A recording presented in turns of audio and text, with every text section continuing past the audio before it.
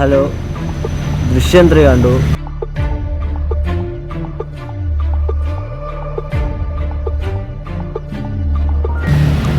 എനിക്ക് ആദ്യമേ പറയാനുള്ളത്, ഇത് 1, 2 ആയിട്ട് കമ്പയർ ചെയ്യരുത്.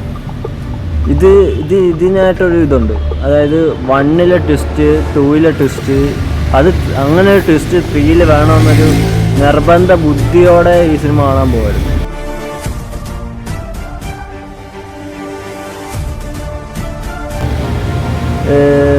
എനിക്ക് ഈ പടം ഇഷ്ടപ്പെട്ടു. ഡയറക്ടർ ഒരു ഇൻ്റർവ്യൂവിൽ പറഞ്ഞിട്ടുണ്ട്, എൻ്റെ ദൃശ്യം 3-ൽ ചെറിയ ലാഗ് ഉണ്ടെന്ന്. അത് ലാഗുണ്ട് ഈ സിനിമയിൽ. ഇത് ഫുൾ ഓൺ എൻഗേജിങ് മൂവി ആണെന്ന് ഞാൻ പറയുന്നില്ല. പക്ഷേ മനസ്സിലാക്കേണ്ടത്, എനിക്ക് തോന്നിയാണ്, ഇതെൻ്റെ അഭിപ്രായമാണ്, ഇത് സ്ട്രിക്ട്ലി മൈ ഒപ്പീനിയനാണ്. അതായത് ക്യാരക്ടറിൻ്റെ സാഹചര്യങ്ങളുടെയും ഡെവലപ്മെൻറ്റിനനുസരിച്ചുള്ള ഒരു ട്രാവൽ ഈ സിനിമയിലുണ്ട്, ആ സ്ക്രിപ്റ്റിനുണ്ട്. അപ്പോൾ അതുമായിട്ട് ബന്ധപ്പെട്ട ഒരു ലാഗ് വരുന്നുണ്ട്. പക്ഷെ ഇതെല്ലാം കൂടെ ഒത്തുചേരുന്ന ഒരു ക്ലൈമാക്സ്,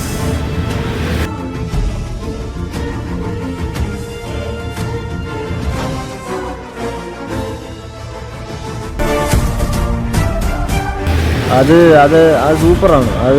ഞാൻ സൂപ്പറാണെന്ന് പറയാൻ കാരണം, അത് ഭയങ്കര അഭിനയം, ആ പെർഫോമൻസ് കൊണ്ട് പീക്കായിട്ടുള്ളൊരു ക്ലൈമാക്സാണ് ദൃശ്യം 3-യുടെ ക്ലൈമാക്സ്.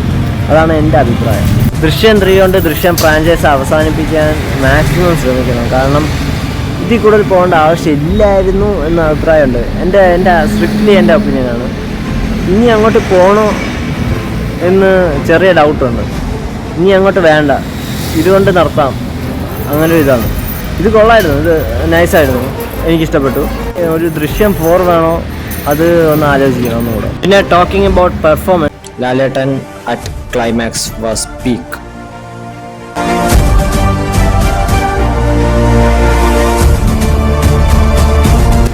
ആൻഡ് ബാക്കിയുള്ള എല്ലാവരും, അത് പഴയ ക്യാരക്ടേഴ്സ് ആയാലും പുതിയ ക്യാരക്ടേഴ്സ് ആയാലും എല്ലാവരും ആ കഥയ്ക്കനുസരിച്ച് നല്ലൊരു പെർഫോമൻസ് തന്നെ അവർ ചെയ്തു. ഫസ്റ്റ് ഹാഫിലൊരു ക്യാമിയോ ഉണ്ട്, ആ ക്യാമിയോ നൈസായിരുന്നു, നല്ല പെർഫോമൻസ് ആയിരുന്നു. എല്ലാവരും അടിപൊളി പെർഫോമൻസ് ആയിരുന്നു. എനിക്ക് ദൃശ്യം ഇഷ്ടപ്പെട്ടു. നിങ്ങൾക്ക് വല്ല അഭിപ്രായം ഉണ്ടെങ്കിൽ കമൻറ്റ് ചെയ്യുക, ചാനൽ സബ്സ്ക്രൈബ് ചെയ്യുക, ബെല്ലൈക്കൺ പ്രസ് ചെയ്യുക. അപ്പം ബൈ.